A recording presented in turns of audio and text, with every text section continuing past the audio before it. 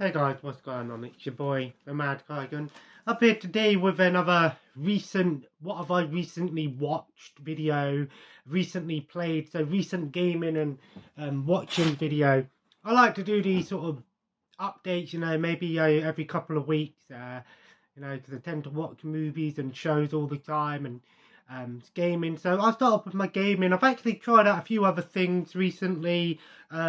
I'm sort of doing like one day on, one day off with gaming. So one day I'll be playing whatever I want, kind of thing. And one day I play Overwatch 2. So I tried out a couple of PS3 games on my modded PS3. I tried out the Superhero Squad Infinity Gauntlet game.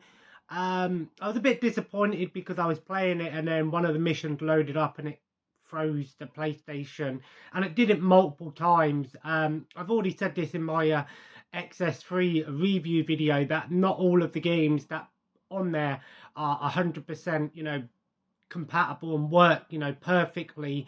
It is a bit disappointing when I start playing a game and, then it just stops working for whatever reason, it is easily remedied, I can just buy the game if I want it, because they're not expensive. But yeah, I think I played it originally before back in the day. I'm sure I played it once before. It was basically like a really dumbed down version of, um, Marvel Ultimate Alliance. Nothing special, but I actually enjoyed the Superhero Squad show. I watched it years ago and I thought it was quite funny. Bit more childish than the usual superhero shows, but it was, it was interesting. Also tried out the game called Black Site, also known as Black Site Area 51. I remember playing the demo back in the day.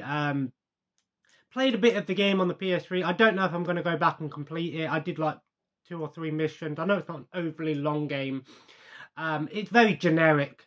To me, it just feels like Resistance, if you played that game Resistance, but without, the big backing of Sony and whoever made the Resistance games. I've only ever played a little bit of the first Resistance games, but Black Site, I can't really recommend it. It's not a bad game. It's just really generic, There are some funny little the interactions with the characters in the game are quite funny. I ain't gonna lie, but other than that, it's generic, and it's quite laggy as well. I don't know if that's the game or the version I've got. I don't know. I also started trying out Dragon Ball Z Kakarot. I thought it's definitely a game that I'm probably going to go back to and continue on with. That'll be sort of my Xbox game that I play. Honestly, I think it's decent. It is a little bit rough around the edges, as many people said. I mainly picked it up because it was on sale for like £12.49, and I know we're getting a next gen upgrade at the beginning of next year. So I don't think it's going to be a game that I'm going to be going all in on just right now. It'll probably be a game that I'll play every now and then when the upgrade comes out, then maybe I'll put the full time into it. I still stand by my comment that Dragon Ball Z Budokai Tenkaichi 3 is the best Dragon Ball Z game of all time. For me personally, like I said, Kakarot is basically the same things we've seen before in the story, but obviously they expanded on it in a more open world RPG. It's not as in depth as like The Witcher or Assassin's Creed is, but there's enough there for you to sort of it feels like a JRPG as well with its upgrading. But I like it, sort of get me in the mood for the Dragon Ball Z. And then, of course, I still played some more Assassin's Creed Valhalla. I don't think I'm going to go all in with Assassin's Creed Valhalla. I've sort of got a burn with Assassin's Creed at the moment. That's why I'm not playing it every day now. I'm sort of on and off with it. I still think it's a good game. I just feel like I don't know what it is about it that's not pulling me in as much as Odyssey did. Maybe it's because I put so much time into Odyssey and I'm like, it's very similar but isn't similar. I don't know. I just want to take a break from it and play it every now and then. I think I'm just going to focus on doing the story missions, and when I've done with the story, I might just leave it installed on my PlayStation and just come back to it every now and then if I want to. But a lot of Ubisoft open world games have a similar format. So, you know, if you played one, you know, you probably played a lot of them. And then, of course, Overwatch 2. I'm going to play some more tonight. I'm going to be honest with you. I'm probably going to do a full video talking about Overwatch 2. I did mention it in my last video I did, my vlog video, which was Is Overwatch 2 Better? And I did talk about it a little bit. But I'm probably going to do a full video dedicated to Overwatch 2 and whether or not I think it is actually better or is it worse. I'm enjoying it. I brought the Battle Pass, you know. I think it's still a lot of fun. I like the changes they've made. It still has some issues here and there, but the issues aren't actually the game, it's the people. You know, people leaving, not understanding how the game works, you know, running in one by one. For someone who played, you know, Overwatch for 4 years, basically, yeah, you know, I take the game seriously when I want to.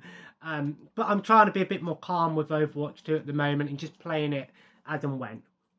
And then we go into the movies and shows. So I actually did finish watching the Cuphead TV show on Netflix. I've got to say that, say what you want about Netflix. I think Netflix's originals, especially their animations, are spot on. I thought Cuphead was a lot of fun. I've never played the game, but I've seen people play the game. I really enjoyed the Cuphead show. I thought it was a lot of fun. Very slapstick comedy. Sort of a throwback to those old, you know, 30s, 40s style cartoons, you know, the old Betty Boop cartoons and the old Disney cartoons where everything's alive, and you know, lots of fun to be had with that one. Lots of little innuendos and stuff. It's not an adult animation. I'd say it's more family orientated. I think kids will enjoy it because of how colourful it is and wacky it is, but I think adults will appreciate some of the comedy in there and the jokes and the behind this, you know, the style of it as well. I thought it was a lot of fun. Netflix has been killing it with their animations. And then we get into the movie. So this is over, like, since the previous update I did. So first up was a Disaster Movie. I remember watching this when it first came out and I thought it was hilarious. I enjoy spoof movies or piss take movies, whatever you want to call them. You know, of course, the whole sort of Momentum Pictures, you know, the whole Scary Movie obviously was the one that sort of, it wasn't the first spoof movie. I think the best spoof movie of all time, if you want to call it a spoof movie, is Airplane, and then probably Spaceballs is a very close second for me. I think I prefer Spaceballs over Airplane, but Airplane is amazing. But Disaster Movie, I thought this movie was a lot of fun. It's stupid. It is a bad movie. It's not a good movie. But if you're into those sort of wacky, stupid comedies, just taking the piss out of loads of movies, you know, obviously Indiana Jones, High School Musical, Hulk, Marvel, DC, Alvin and the Chipmunks, you know, so it's pretty much all of the movies that came out around about this time. It's stupid, but I still enjoy this one. It's kind of a guilty pleasure movie for me. I know a lot of people hate this movie and want it to be buried, but I think it's still a lot of fun, this movie. Not a good movie by any means, but fun, a fun little movie. Then I watched the original Halloween. I actually watched it on the 1st of October. You can't beat the original Halloween. Still an all-time classic slasher movie. A lot of people think Halloween was the movie that started the slasher genre. Technically, if you want to go farther back, you've got movies like Psycho, Maniac, and then obviously the original Texas Chainsaw Massacre came out before Halloween, and then obviously Silent Night, Deadly Night, or was it Silent Night, Bloody Night? One of them came out before that. But Halloween, classic 1978 John Carpenter movie. Absolutely love that film. It's one of the few horror movies. That I think has great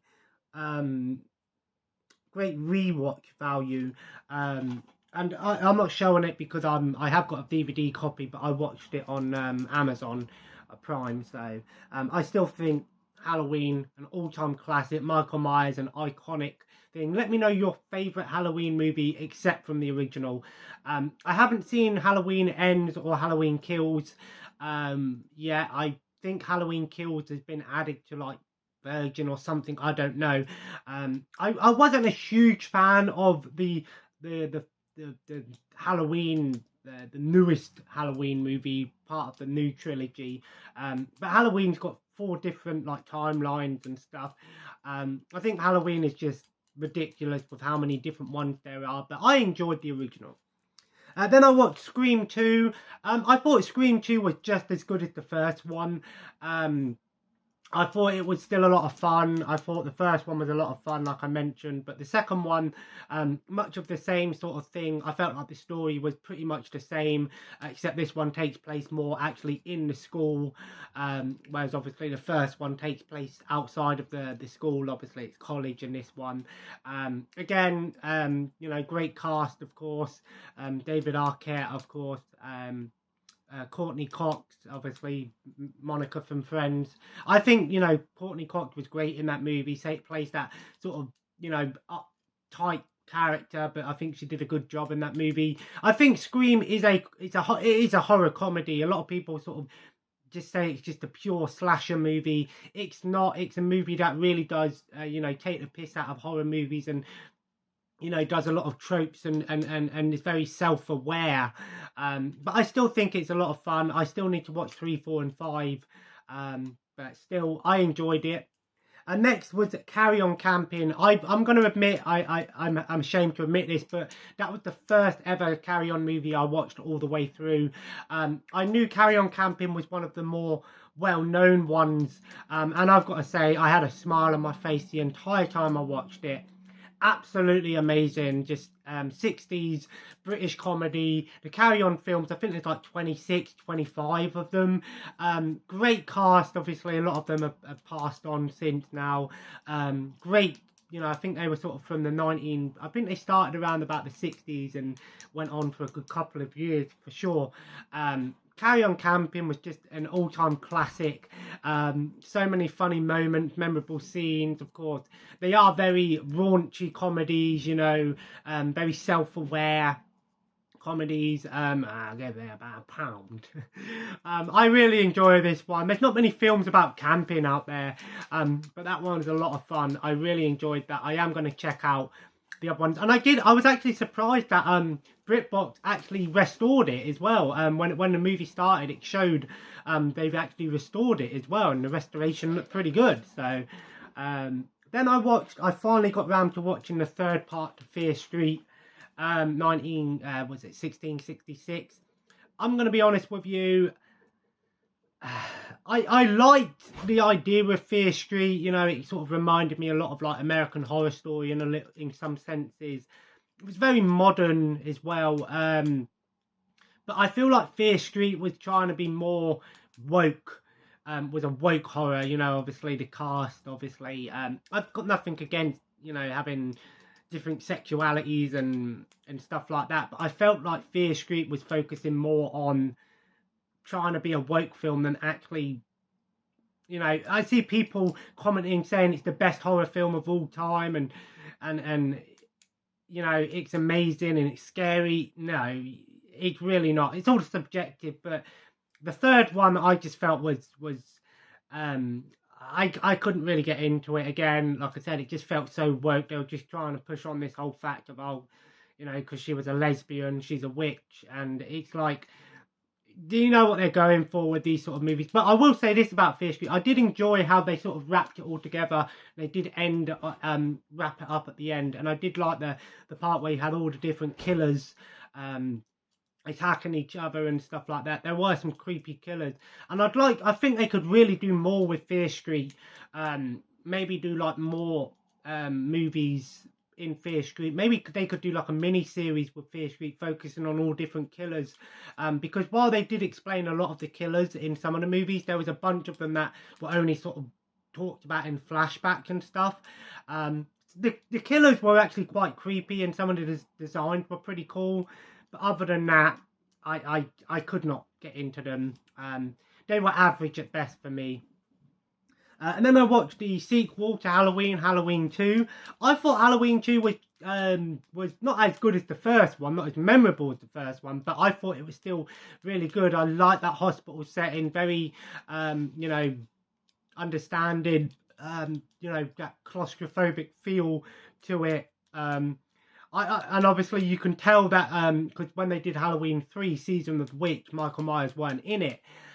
You can tell, you understand why that Halloween 2, because of the ending, that I think originally they weren't actually going to make any other Halloween movies. I think if Halloween 3 did well, which it didn't, they were going to make these movies and each movie be its own thing. But obviously we know that didn't happen. Obviously they split it into 3 different, you know, I think like the new Halloween trilogy is a continuation from the original Halloween. And then you had one that was like Halloween 1, 2, 4 and 5, and then there's like Halloween 1, and then like H2O, that sort of, you know, that sort of cast one. Then you've got the Rob Zombie one. So Halloween timeline is all over the place, but I digress. I still enjoyed the second Halloween. I think it was a good sequel. And I think they could have ended it there, but they didn't. So but I thought it was a decent sequel. I'd probably say it's more intense than the first one, but I think the first one was just so well done because of it was more contained. And then I watched SS Hellcamp, also known as The Beast in Heat. This movie, I'm going to be honest with you, was an absolute just terrible movie. Of course, this movie is notorious because of the whole creature, essentially, you know, attacking women, shall we say. Well, you know what word I'm going for, but I don't want to say it. But like half of the movie is showing these women and men getting tortured, and then the other half of this movie is a bunch of like French resistance fighters fighting the German Nazis. I'm like, they couldn't make up their mind. It's like you're watching 2 separate movies here. It's like you've got one half torture porn and one half war movie. And I actually thought the war aspect of it was actually more interesting than the torture side of it. Honestly, you can understand why this movie got banned and stuff like that, but it is pretty tame by today's standards. I understand back in the day, yes. If anyone's interested in buying this, let me know, because I don't really want to keep it because I can't ever see myself rewatching this one. Although, to be honest, I tried to put it up on sale on eBay once and they took it down, or it was either eBay or Facebook, one or the other. I don't know, maybe it was because of because it's got the swastika on there, I don't know, but yeah, I can't recommend that one. Then I watched a movie on Troma called Club Lingerie. I'll be honest with you, 90% of the movies I've watched on Troma now have been just pure low budget, terrible acting. Club Lingerie was the same. It was basically like essentially like a softcore porn without being a porn movie. Very low budget, terrible acting. Really weird as well. Like there was this scene with this puppet that comes out of nowhere, and I'm like, what? Terrible film. I couldn't recommend it. It is very cheesy. If you're into really low budget, cheesy sort of horror-esque films, I wouldn't really. The horror was very light. It was just a killer mystery. I couldn't recommend it. Then I watched Smiley Face. I do have it on DVD, but unfortunately my daughter's cot stuff is in the way at the moment because we were trying to get it up, but we're missing some bolts. Smiley Face, great sort of stoner comedy with Anna Faris. She plays that similar role in a lot of her movies, that sort of, you know, really sort of oblivious character. She did a good job in it. I thought it was a fun movie. I watched it years ago. Great cast, lots of character actors in there, you know, Danny Trejo, John Cho, Jane Doe, so many well-known actors, you know, make appearances in the movie. John Krasinski as well is in the movie. He's come a long way, of course, as well, but a lot of fun, smiley face events. Essentially, this, she eats a bunch of cakes, not knowing they're, weed cakes, and then basically goes on this, it's like Harold and Kumar. They just go on this crazy wild adventure. It's a fun movie, a dumb comedy, great rewatch value though. Then Meet the Spartans. This is another terrible movie, but I think this one is so fun. Although it really confused me because the movie says 82 minutes on here, and it says it's the longer, cruder edition. But I watched the movie, and then the credits came up at like 70 minutes, like literally an hour and 8 minutes. Then the end credits came up. I'm like, okay, I thought this movie was longer. So that's a lie. It's not 82 minutes. It's like 70 minutes long. Very short film. There are some good, special features on here as well. Really dumb movie. Of course, it is a piss take of obviously 300. This movie does have some good chuckles on there, much like Disaster Movie. Again, both from oh no, this isn't Momentum. This is this one's from Fox. This one's from Momentum. So this one's from doesn't say. I did just see it. I don't know. DTS. But yeah, I still enjoy this movie. I like those spoof movies, fun comedy. Really dumb. Short movie. Don't expect any masterpiece from this. Lots of stupid little moments in here. It's the scene that gets me is when they're all docking up to go Ready Spartans, and then they just start skipping to I Will Survive. Hilarious stuff for me. Then I watched a movie on Arrow called Chinatown Kid. I absolutely loved it. As you know, I love my sort of martial arts movies. Chinatown Kid reminded me a lot of Rumble in the Bronx, but set in San Francisco. It's essentially about this Chinese guy who obviously comes, has all these problems in Hong Kong, has to go to live in San Francisco, and obviously there's this war between the triads going on.